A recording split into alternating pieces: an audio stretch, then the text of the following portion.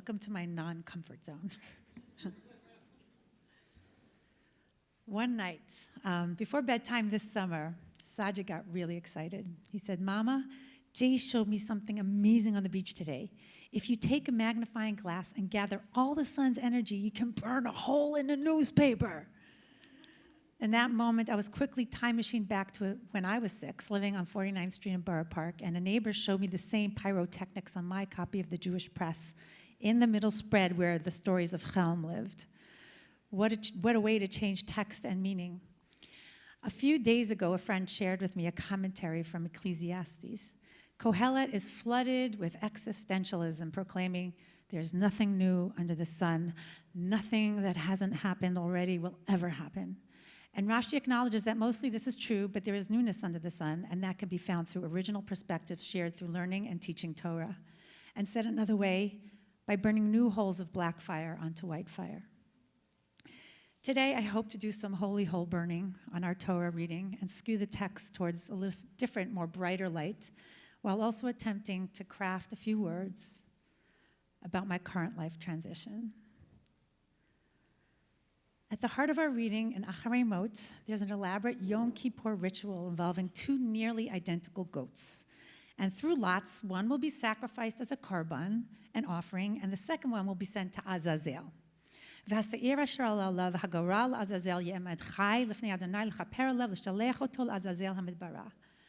goat designated by lot for Azazel shall be left standing alive before Adonai to make expiation with it and to send it off to the wilderness to Azazel. Traditionally, the rabbis' untamed imaginations produced harrowing interpretations to the word Azazel, a hapax legomenon occurring once in the Torah. Rashi describes it a mountain peak with sharp crags and flinty, precipitous peaks, a mountain where our poor goat will be thrown off.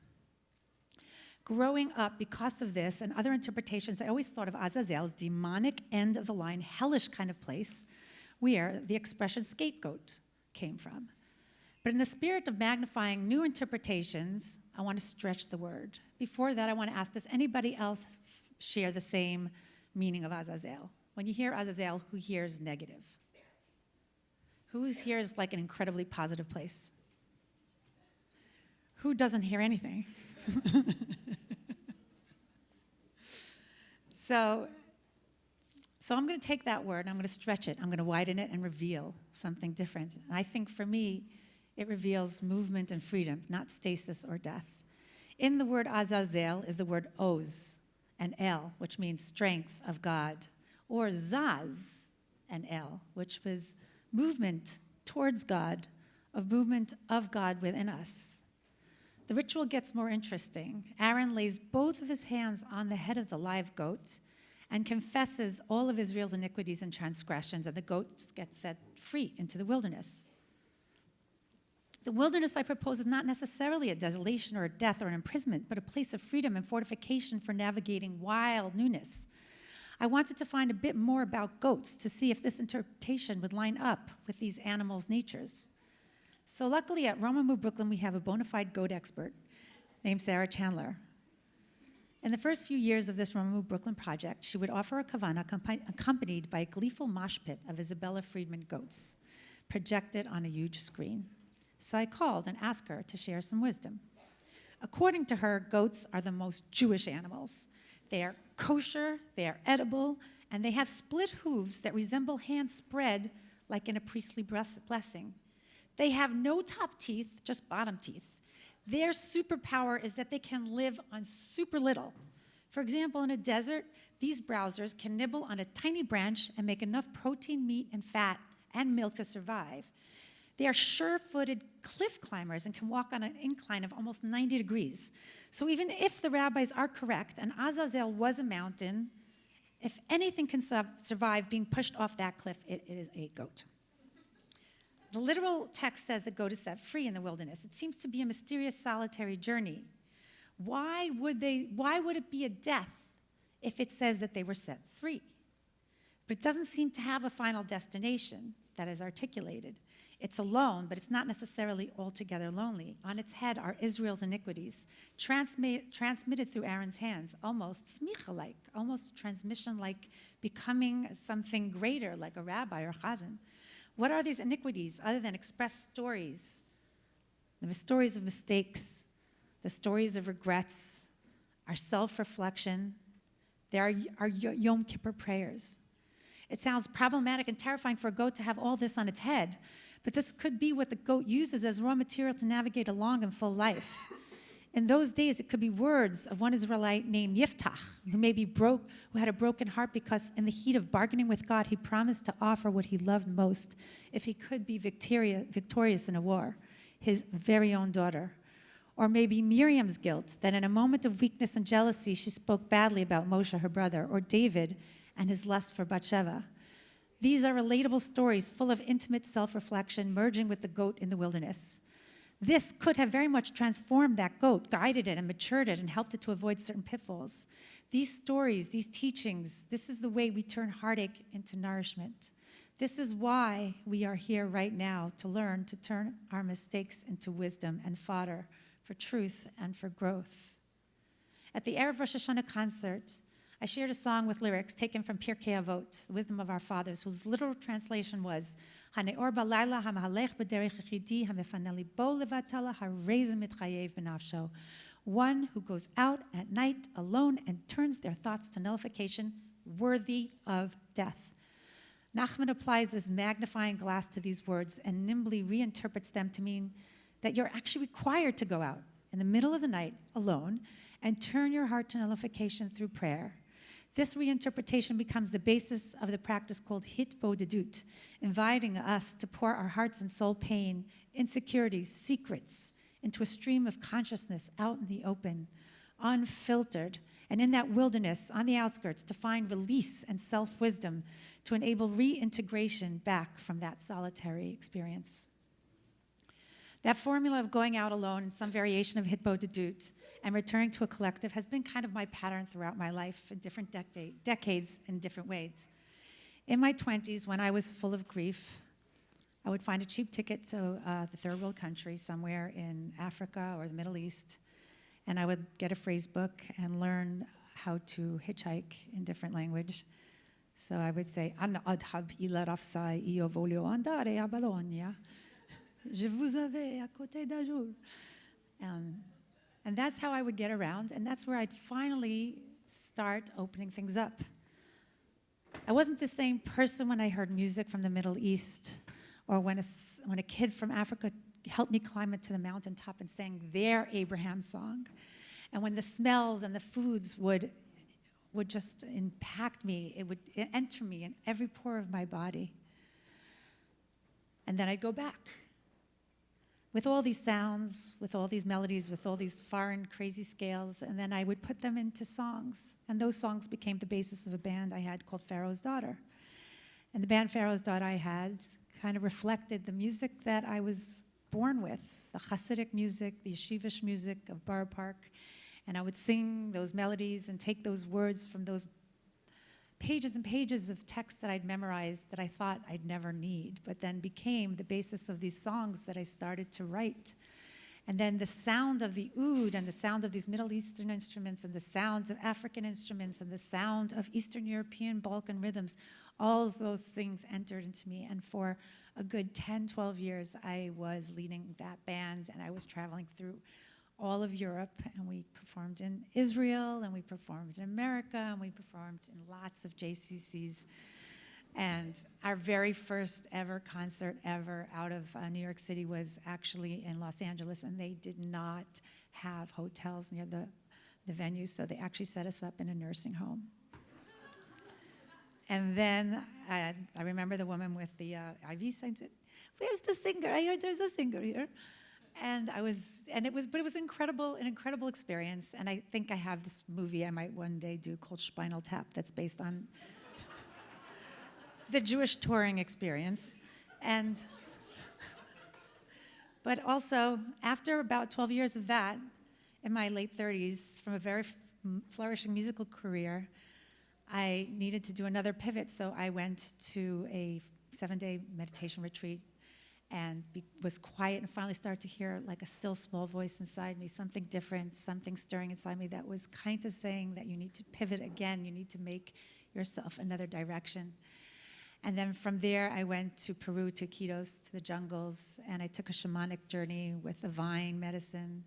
And in that journey, I had this incredible vision of a picture that I had from a photograph from my childhood, with me and my brother sitting side by side in the front of our house.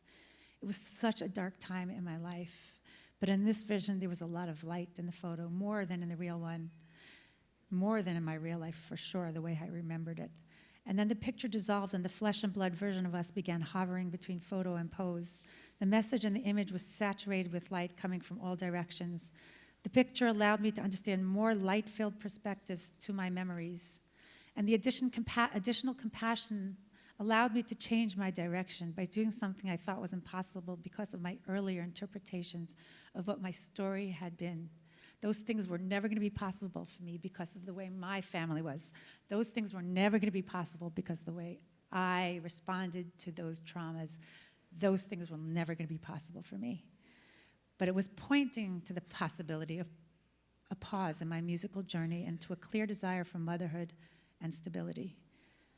Towards that end, I joined the Olive Cantorial program, began a grueling fertility treatment journey, and tentatively allowed myself to be part of a community, slowly but surely, inch by inch.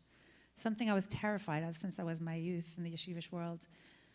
And then I pivoted to my first real ever salaried job at Romamu Manhattan.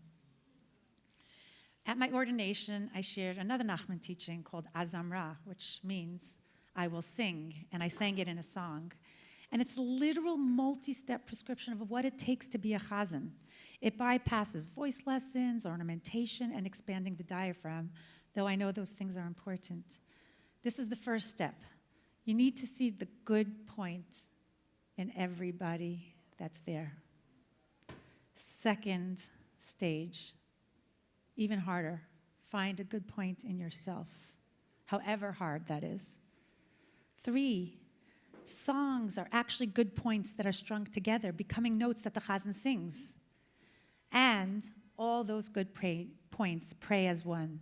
And this is how we as a community are able to pray. The role of a chazan is the conductor of nikudot tovot, being able to find the good in others and themselves and to see them as a musical prayer orchestra. And I had no idea how that would actually play out in real time. But let me tell you that just a few months later, by accident, I became a musical and spiritual leader at Romamu Brooklyn. And towards that end, I started writing, and then I'm like, I can't, it's everybody here. Everybody here, I look into your faces. I look into the offerings that you give, your Torah, your generosity, your heart, your vision, schlepping carpets from one place to the other, your foods, your hours and hours of board meetings, your celebrations, your sadnesses, your choir singing, your ukulele playing, your singing harmony in the community, your generosity, your chesed that you're able to give one to the other. Each person here, I look in your faces, and that is literally what gives me strength. When I stand up here, I see your smiles, I see your eyes. They crease with joy and love. Sometimes we're like, that was a bad note. I see that too sometimes. Like you could have rehearsed that more. No, but it's all of it. It's all of it. All the nikudot tovot. This is really how I've been able to be here as someone who does not read sermons and someone who's not a rabbi, but for a few years before the pandemic, I was the spiritual leader here, and then luckily someone who does have the gift of beautiful oration and collaboration and teaching and holding things and building and making this community even more than it was, really creating momentum and energy and force and fuel and soul and heart, and every part and every pore of your body is in celebration and in support of this incredible community.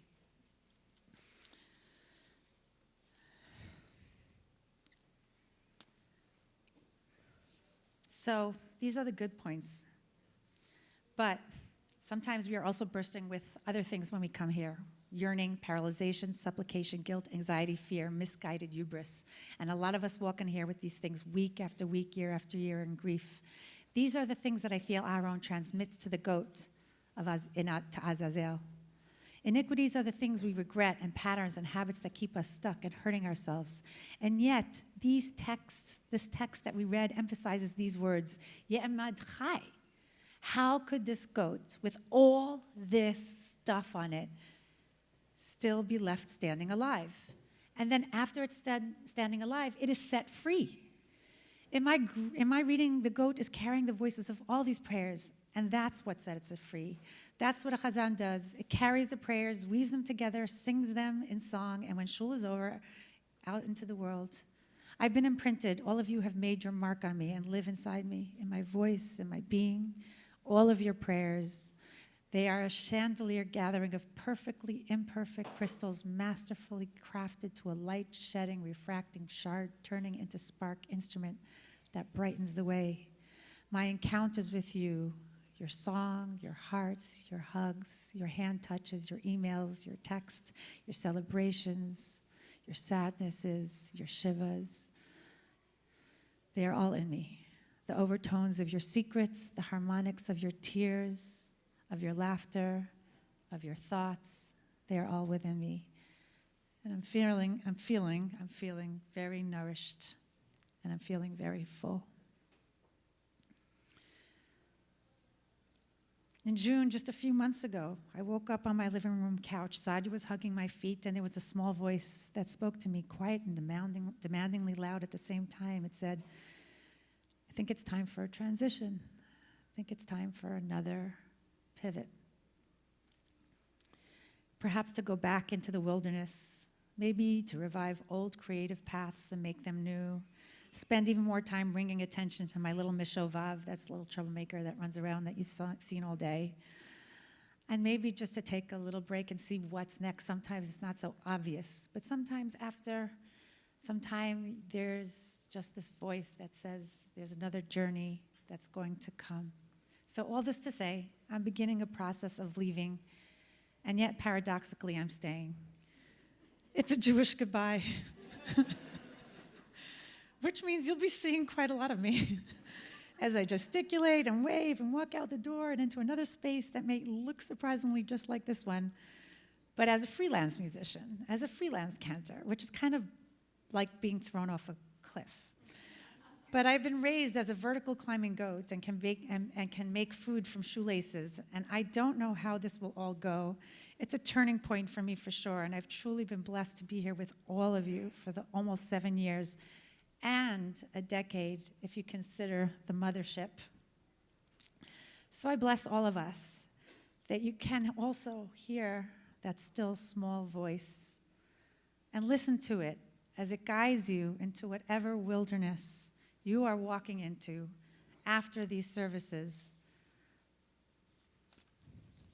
That you can reinterpret the text of your own worn narratives, use magnification to harness soul or energy, that you can turn iniquities into song, prayer, and magic formulas of forgiveness, that you can find new perspectives in books, media, people with different opinions, and that you can get some good goat karma to do a lot with a very little, and you can carry everyone and everything you've ever encountered with you, good points and hard ones, in this long path towards an imperfect and wild liberation.